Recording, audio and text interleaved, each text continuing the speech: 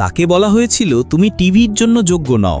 আজ সে নিজেই একটা টিভি নেটওয়ার্কের মালিক, একটা ছোট্ট মেয়ে যা ছোটবেলায় ঘরে ছিল না খাবারের ঠিকমতো ব্যবস্থা, কিন্তু স্বপ্ন তার ছিল আকাশ ছোঁয়ার, একটা স্বপ্ন যা সবাই ভাবত অসম্ভব, যাকে অনেকেই থামাতে চেয়েছিল। সে আজ কোটি মানুষের হৃদয়ে অনুপ্রেরণার আলোকবর্তিকা। এই ভিডিওটা দেখো আর জানো কিভাবে ওপ্রা উইনফ্রি তার জীবনকে রূপান্তর করলো, একদম শূন্য থেকে শিখরে পৌঁছে। শেষ পর্যন্ত দেখলে তুমি নিজেও বদলে যেতে পারো, কারণ গল্পটা শুধু তার নয়, এটা আমাদের সবার গল্প। She was told she didn't belong on TV. Now she owns the network. ওপ্রা উইনফ্রি, the queen who crowned herself. ভিডিওটা শুরু হচ্ছে এখনই। তোমার স্বপ্ন হয়তো অপেক্ষা করছে শুধু একটু সাহসের জন্য। 1. জন্ম ও পরিবার।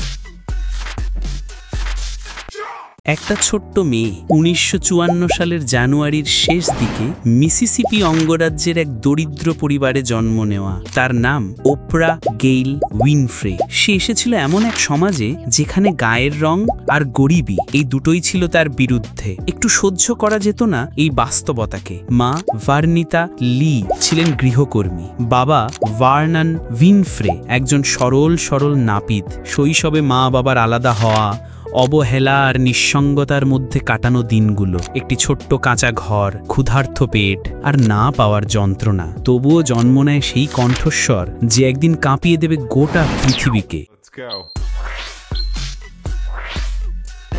2. শৈশব ও শিক্ষা জীবন।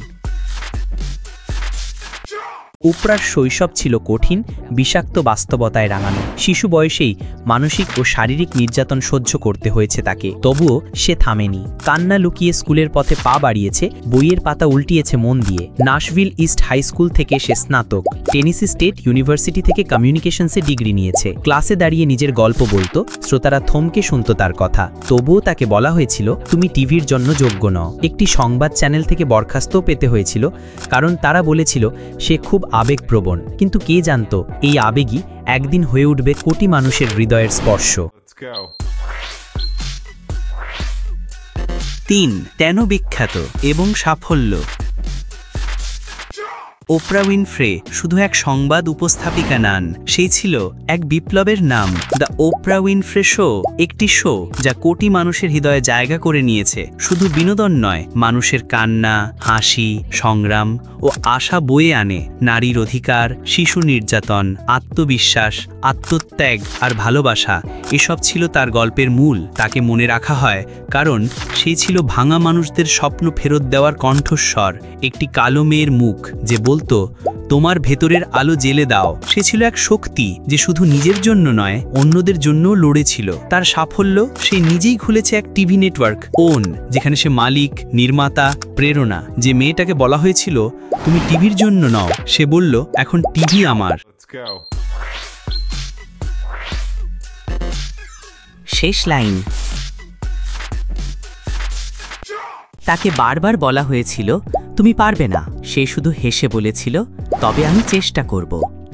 আজ সে শুধু সফল নন, সে এক প্রতিষ্ঠান, এক অনুপ্রেরণা। তাকে থামানো যায়নি, কারণ সে নিজের আলোয় নিজেই জ্বলে উঠেছিল।